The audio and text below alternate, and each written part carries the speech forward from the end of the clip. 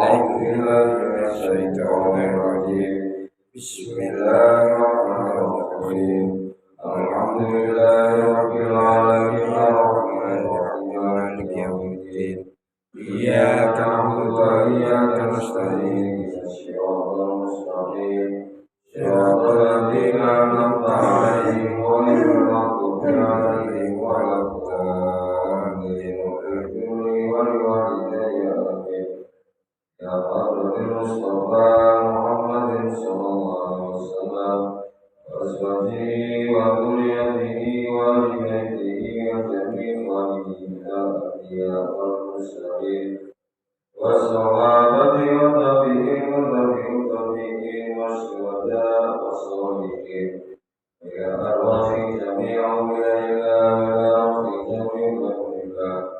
إلى أرواح جميع ذكورنا وعن ذكوركم من أبائنا وأمهاتنا وأجدادنا وجداتنا ومشايخنا وأساتذتنا إلى أرواح جميع المسلمين والمسلمات والمؤمنين والمؤمنات خصوصا إلى روح من فتح هذه القرية جميعا وإلى روح من فتح هذه المدينة إلى روح من فتح هذه البلدة خصوصا إلى روح مصنف هذا الكتاب الصحيح سماوي المدني عجلنا فوقه وصل إلى يوم الدين عجلنا وخرجتكم من حوائج الدنيا والآخرة سيقول الله لنا ولهم الفاتحة أعوذ بالله من الشيطان الرجيم بسم الله الرحمن الرحيم الحمد لله رب العالمين الرحمن الرحيم مالك يوم الدين إياك نعبد وإياك نستعين اهدنا الصراط المستقيم صراط الذين أنعمت عليهم غير المغضوب عليهم ولا الضالين آمين. Para jemaah yang dimuliakan oleh Allah Subhanahu wa taala, pada hari ini hari Selasa tanggal 27 Agustus 2024, pengajian kita Sahihul Ibad di Mushola Al-Barokah RT 1 RW 3 Kelurahan Mandi Kecamatan Sandikal Surabaya. Materinya adalah mengharap hanya kepada Allah Subhanahu wa taala. Bismillahirrahmanirrahim. Wal maqalatu as-attasinatu wal isruna, utawi makalah kang nomor 29.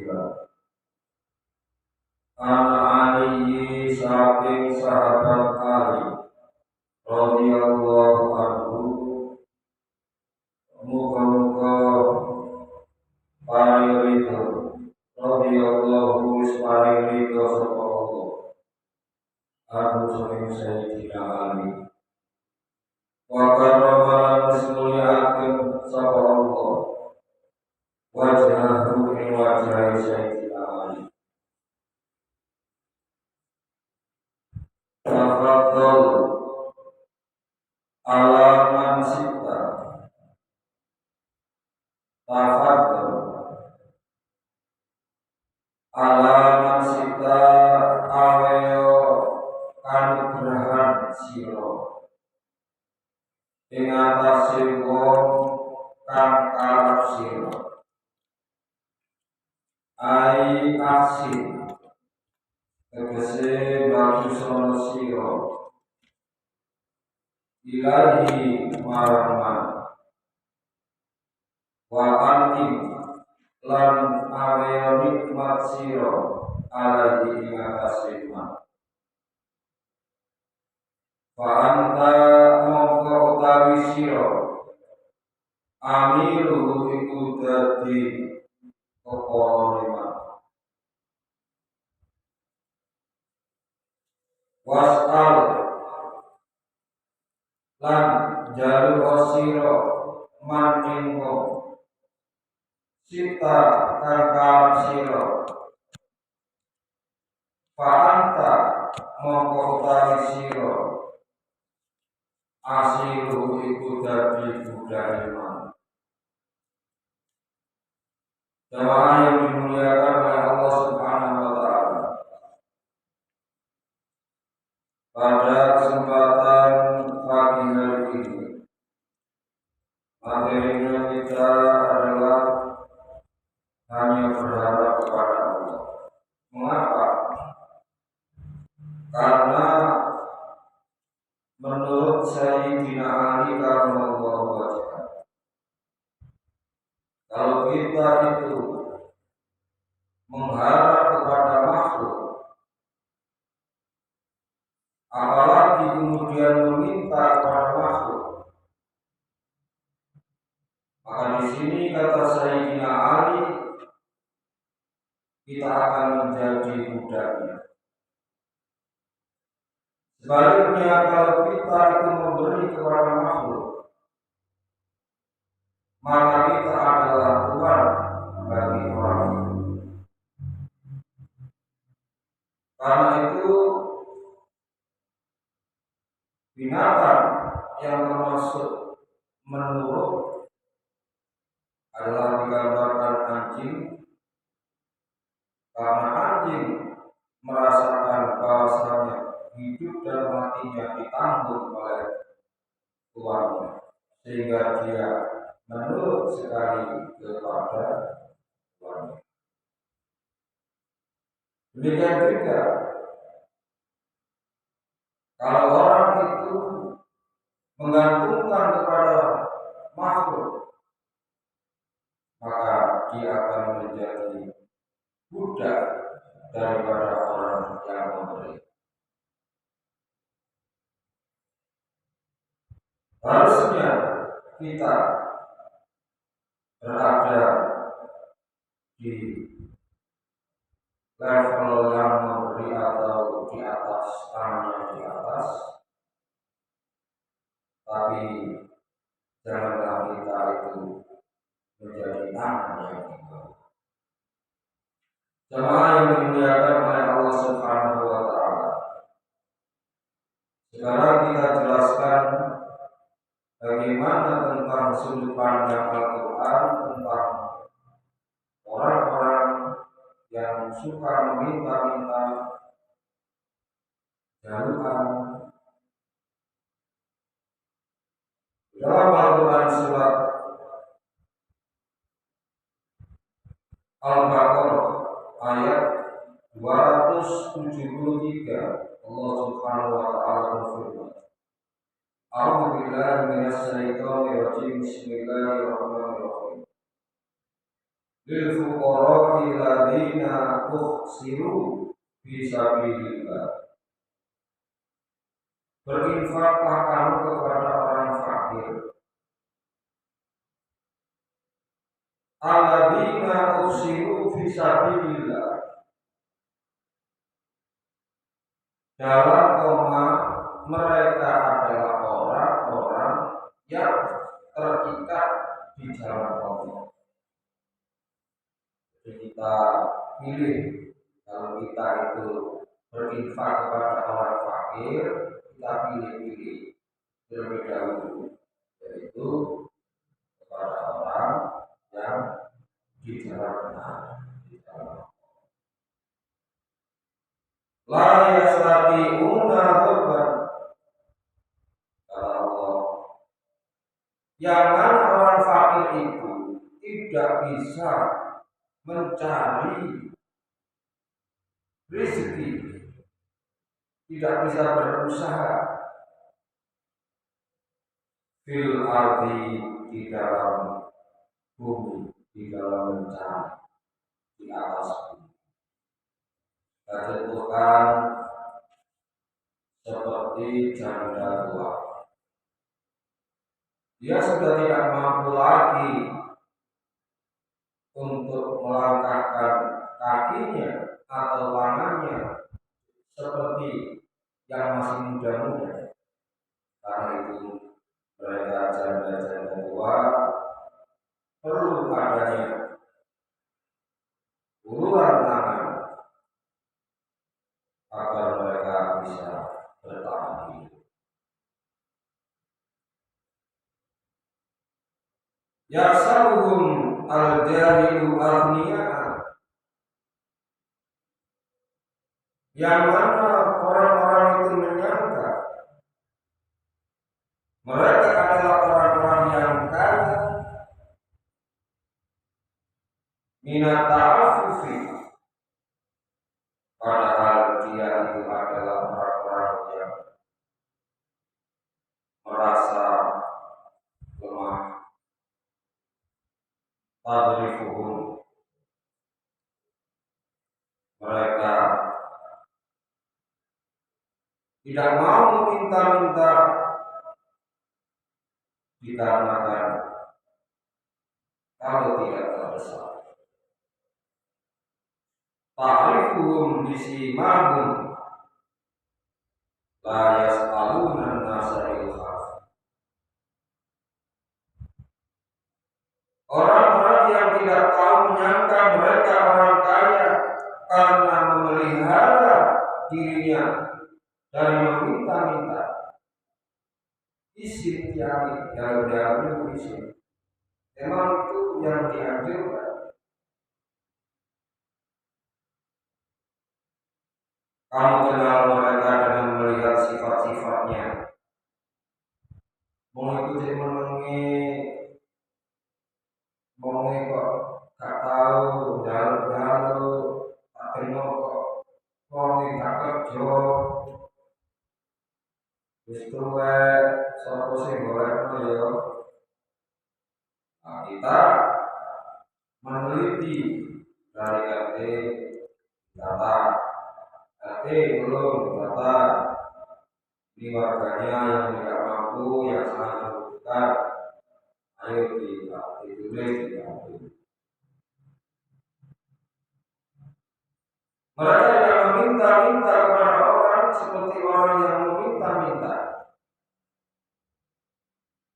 kalau tidak terdesak. Dan apa saja harta yang baik yang kamu infakkan di jalan Allah, maka sesungguhnya Allah Maha Mengetahui.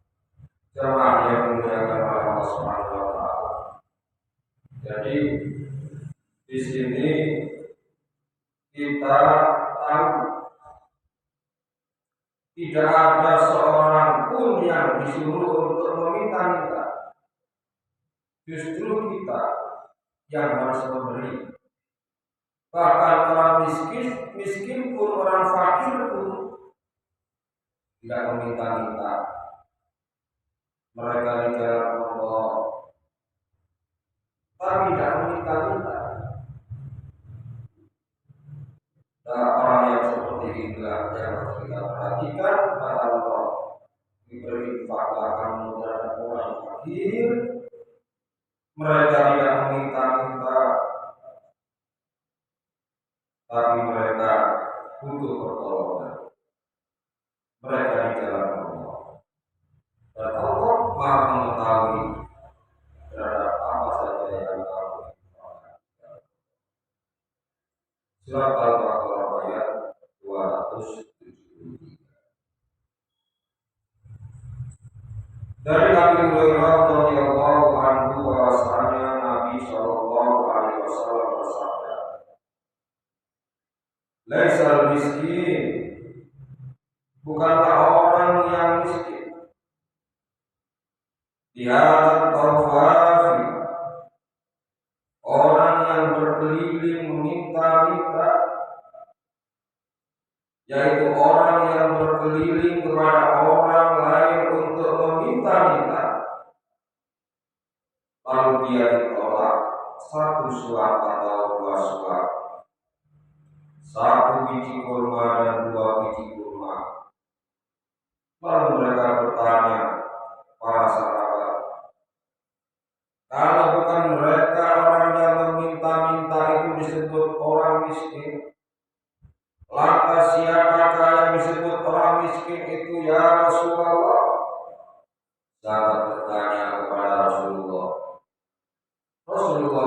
menjawab, orang-orang yang tidak memiliki apa-apa yang mencukupi dan dia tidak pandai mencari.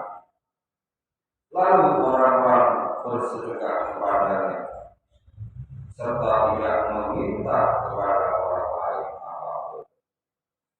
Jelas hadis ini posisinya orang miskin itu orangnya tidak bekerja, orangnya tidak mampu untuk mencukupi kehidupan hidupnya, seperti anak yatim atau ibu-ibu yang tinggal mati oleh suaminya dan dia sedang menghidupi anak-anaknya sehingga dia tidak bisa mensekolahkan anak-anaknya. Ini perlu dibantu. Dia tidak pandai untuk mencari rezeki sebagaimana masa hidup sang suami ketika masih hidup. Begitu ditinggal mati oleh suaminya, dia kebingungan. Sedikit demi sedikit hartanya semakin habis karena tidak bisa mencari harta, sehingga untuk memenuhi kehidupan sehari-hari saja, namun dia tidak mampu. Walaupun demikian, dia tidak berani untuk meminta-minta. Itulah orang miskin kata Rasulullah.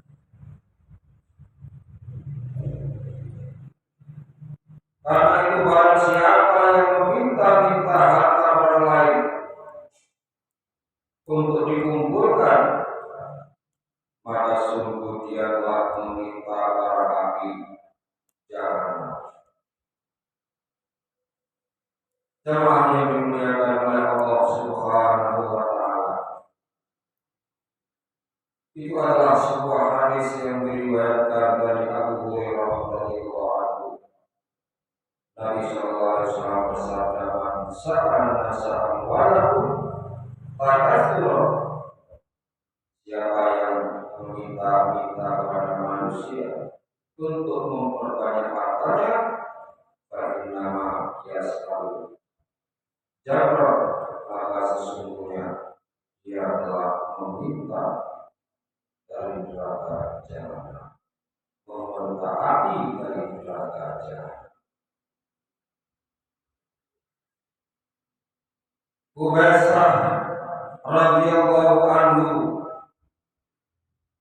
menceritakan sebuah hadis bahwa Nabi sallallahu alaihi wasallam bersabda, "Innal mas'alata la tafidu illa bi ahadi salasatin." Sesungguhnya meminta-minta itu tidak halal kecuali tiga orang, tiga golongan. Orang yang boleh meminta-minta itu hanya tiga orang, kata Rasulullah. Siapa mereka orang-orang yang boleh meminta-minta menurut sudut pandang Islam, menurut Rasulullah? Yang pertama yaitu orang yang menanggung tanggungan utang di dalam Allah. Dari banyak utangnya untuk jalan kebaikan, bukan banyak utang tapi utang untuk judi, intinya untuk kebaikan. Ini boleh meminta bantuan. Yang kedua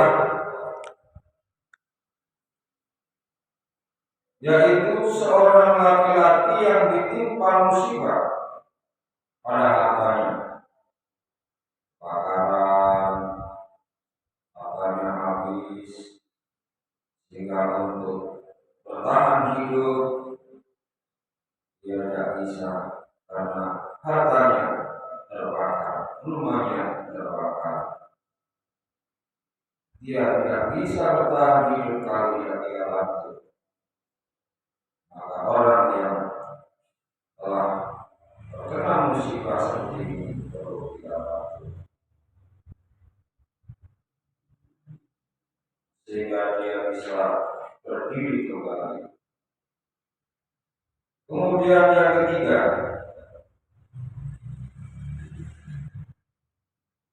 yaitu orang yang ditimpa kemiskinan setelah kaya. Jadi dulu orang itu kaya, orangnya mampu, kemudian karena dia diuji oleh Allah Subhanahu wa Ta'ala, sehingga dia betul-betul mengalami sebuah kemiskinan yang sangat drastis, sehingga untuk makan setiap hari saja dia tidak mampu. Ini boleh meminta-minta. Hanya 3 orang itu yang boleh meminta-minta. Sesungguhnya meminta-minta, kata Rasulullah, seperti seorang yang menggores wajahnya sendiri, kecuali jika dia meminta kepada penguasa atau meminta karena darurat, itu tidak apa-apa. Barang siapa yang meminta-minta padahal dia memiliki apa yang membuatnya berkecukupan, maka sungguh dia memperbanyak meminta kepada Tuhan. Mau tidak, sudah mau.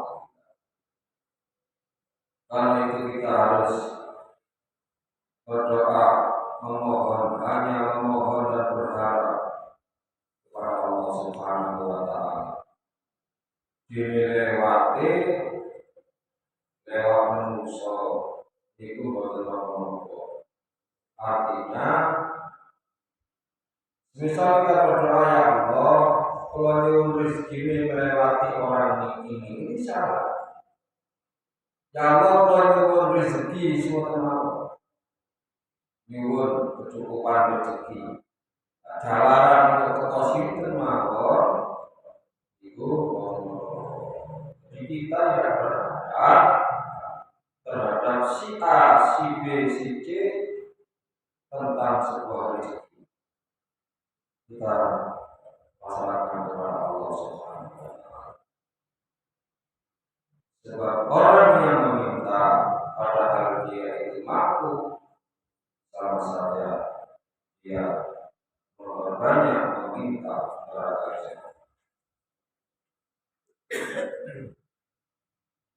Dan Nabi Shallallahu Alaihi Wasallam menjelaskan bahwa suatu pekerjaan sekalipun berat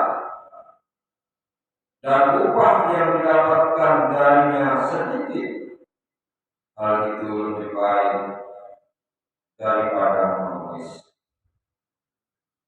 Sesungguhnya salah seorang di antara kalian memikul kayu di atas punggungnya lalu menjualnya, dan Allah menjaga wajahnya dengan hal tersebut dari meminta-minta, hal itu lebih baik daripada menangis kepada orang lain. Jemaah yang dimuliakan oleh Allah Subhanahu wa Ta'ala, Nabi Shallallahu Alaihi Wasallam menjelaskan bahwa orang yang meminta-minta bukan karena tuntutan, bukan karena tuntutan dan kebutuhan yang mendesak, maka sungguh dia telah membuka baginya pintu kemiskinan. Alhamdulillah. Sehingga Rasulullah SAW bersabda, salah satu aksimu alaihinna, 3 kelompok orang yang aku bersumpah atas mereka. Beliau menyebutkan di antaranya, dan tidaklah seorang hamba membuka pintu meminta-minta kecuali Allah akan membuka bagi dirinya pintu kefakiran. Beberapa orang meminta Nabi. Dari Sa'id Al-Khudri ada seorang yang meminta kepada Nabi. Mereka meminta, ya Rasulullah, kami tidak punya ini, ya Rasulullah, tolong bantu saya. Begitu mendengar itu Rasulullah SAW memberi apa yang mereka butuhkan. Dia tidak minta sahabat langsung apa yang dipunya Rasulullah. Misal beras, dari atas beras. Pada hari berikutnya lagi mereka kembali meminta kepada beliau. Karena Rasulullah punya, dikasih lagi sama Rasulullah. Sampai 3 kali mereka kembali meminta kepada Rasulullah. Rasulullah belum memberinya. Dan habislah, tinggal satu-satunya yang dimiliki Rasulullah. Hari sampai beras tinggal 1 kilo, dikasih habis. Kemudian Rasulullah SAW bersabda, harta apapun yang ada padaku, maka aku tidak pernah menyimpannya. Rasulullah itu kalau punya, ada yang membutuhkan, pasti dikasih. Karena Rasulullah adalah suri tauladan yang baik. Maka barang siapa yang menjaga dirinya untuk tidak meminta-minta, maka Allah akan mengkaruniai kepada dirinya sifat ifat. Dan barang siapa merasa bersyukur atas nikmat yang telah diberikan oleh Allah padanya, maka Allah akan memberikan baginya sebuah rasa syukur dan bersabar atas kecukupan yang dia terima dari Allah Subhanahu wa Ta'ala. Dan barang siapa yang bersabar, maka Allah akan memberikan kesabaran baginya, dan tidak ada sesuatu yang lebih baik dan lebih luas daripada kesabaran. Maka kesimpulannya, pada pagi hari ini, yang pertama, di balik kesabaran kita ada derajat yang tinggi. Merasa cukup dengan pemberian Allah dan hanya memohon pertolongan kepada Allah, tidak meminta-minta kepada orang lain. Di balik kesabaran itu ada sebuah derajat yang tinggi di sisi Allah. Allah selalu bersama orang-orang yang bersabar. Dan yang boleh meminta hanya 3 golongan, yaitu sekedar melunasi hutang yang di jalan Allah. Kemudian orang yang ditimpa musibah, hartanya tidak bisa bertahan hidup. Yang ketiga, orang yang dulunya kaya kemudian terjadi sebuah peristiwa sehingga miskin. Kemudian yang ketiga, bila kita diberi, maka kita terima, tapi diri kita tidak mengharapkan sesuatu kepada selain Allah. Apabila kita tidak suka dengan pemberian itu, maka bisa kita kasihkan kepada orang lain. Intinya kita jangan ada hati untuk berharap kepada makhluk. Kita harus hanya berharap kepada Allah Subhanahu wa Ta'ala. Adapun mereka orang-orang yang perlu untuk dikasih itu adalah siapa? Innamas shadaqatu lil fuqara'i, 1 orang fakir, wal masakini, 2 orang miskin, wal amilina, tiga amil zakat, wal mu'allafati qulubuhum dan orang yang baru masuk Islam, wa fi riqabi wal gharimina, jadi orang-orang yang baru masuk Islam, kemudian wa fi riqabi orang yang menjadi budak, wal gharimina fisabilillah, wal gharimina dan orang-orang yang banyak hutangnya, wa fisabilillah dan di jalan Allah, wa fisabil dan orang-orang yang di perjalanan. Faridatun minallah wallahu alimul hakim. Kemudian Imam Hakim bin Hizam, beliau pernah mengatakan bahasanya Rasulullah SAW berkata, al-yadul ulya khairun min yadis sufla, tangan yang di atas lebih baik daripada tangan yang di bawah. Karena itu apabila kita diberi khutbu kata Rasulullah, ambillah pemberian itu, harta yang datang kepadamu, sementara engkau tidak mengharapkan kedatangannya dan tidak juga meminta-minta, maka ambillah, dan apa-apa yang tidak diberikan kepadamu, maka jangan memperturutkan hawa nafsu. Kalau orang Jawa mau orang saling tolong-menolong, saling bantu, itulah kesimpulan di pagi hari ini.